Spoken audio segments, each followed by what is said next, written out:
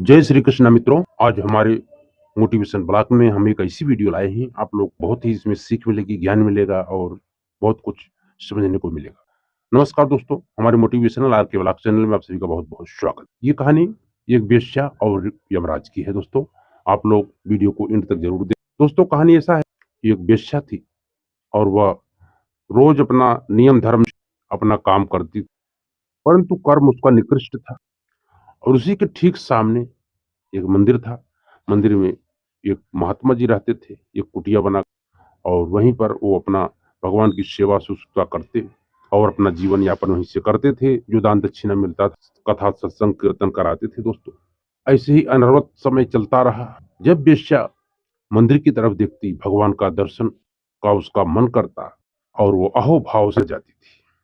और इधर साधु महाराज जी जब वेश्या की तरफ देखते थे, तब वो जो है कि क्या हमारा जीवन है, नीरस जीवन, पूरा जीवन हमने भगवान का कथा कीर्तन में ही लगाया, कोई जिंदगी का सुख नहीं भोगा। ऐसा करते करते उनका समय कट रहा था मित्रों। और काल तो अपने गति से चलता ही रहता है, दिन रात भेद और काला चूहा समय की गति को काटता रहता है। बहुत दयालु भाव की थी वेश्या।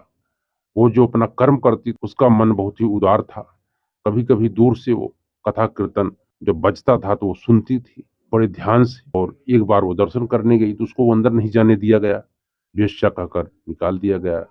परंतु उसकी इतना भगवान के प्रति आस्था देख करके बाबा जी बोले, कभी कभी आ जाएगा कुटिया में, हम तुमको वहीं कथा सुना दिया करेंगे। यहाँ समाज में अगर समाज तुमको नहीं पसंद करता तो बाबा जी कुछ कथा सुनाए। कथा से प्रेरित हुई तो और वो दान दक्षिणा करने लगी दोस्तों, और नियम धर्म से गरीबों को वो खाना खिलाने लगी। और छोटा मोटा कोई अलग बिजनेस कर दिया उसने, अपना वेश्या वाला धंधा भी बंद कर दिया दोस्तों। छोटा मोटा कोई दुकान की, पहले तो शुरू शुरू में लोग नहीं लेते थे उसका कोई सामान, परंतु उसका व्यवहार देख करके लोगों का विचार बदला। कहते हैं दोस्तों कि ये दुनिया पहले तो नकारती है, फिर ठुकराती है, बाद में फिर पसंद भी करने लगती है। ये इसका स्वभाव है। यदि आप कोई काम नया करोगे तो लोग हंसेंगे, फिर तुम्हारा तिरस्कार करेंगे, फिर बाद में स्वीकार करेंगे।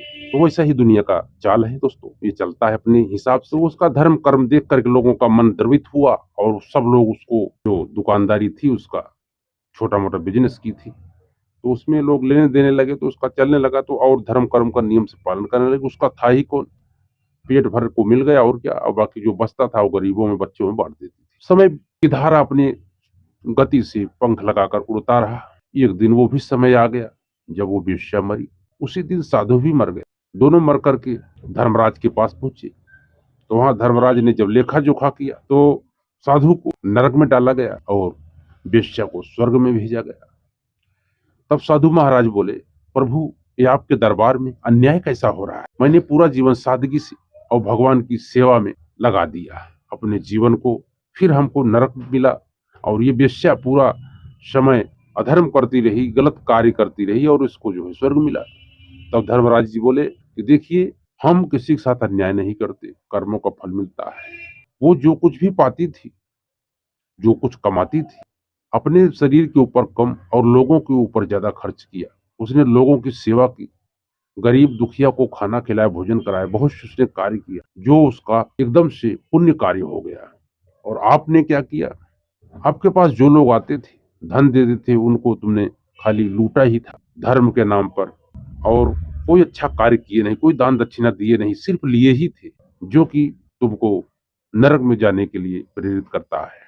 और तुम साधु बनने के बाद भी तुम्हारे मन से संसार सुख भोगने की लालसा मिटी नहीं, और तुम सोचते रहे, काश मैं भी इस संसार में होता तो ये सुख भोगता, वो सुख भोगता। ये सब तुम्हारी कामना ही तुम्हें नरक में पहुंचाने का कार्य की। जबकि वो वहां से अपने घर से जब तुम्हारा दर्शन करती थी, भगवान का दर्शन करती थी, मंदिर की घंटी बजती थी, तो वो अहोभाग्य से भर जाती थी और वो भगवान का ध्यान करती थी। तो वो उसका पुण्य खाता था, पुण्य उसका बढ़ता गया।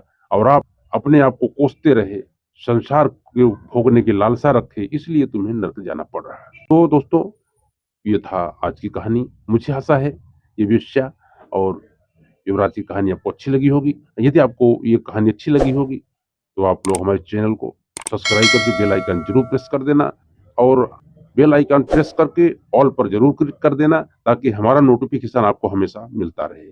बेल आइकन जरूर प्रेस करना दोस्तों, बेल आइकन के बिना आपके पास नोटिफिकेशन मेरा नहीं पहुंच पाता। तो मिलते हैं अगले वीडियो में। आप लोग खुश रहें, मस्त रहें, आनंद में रहें। जय श्री कृष्णा मित्रों, जय श्री राम।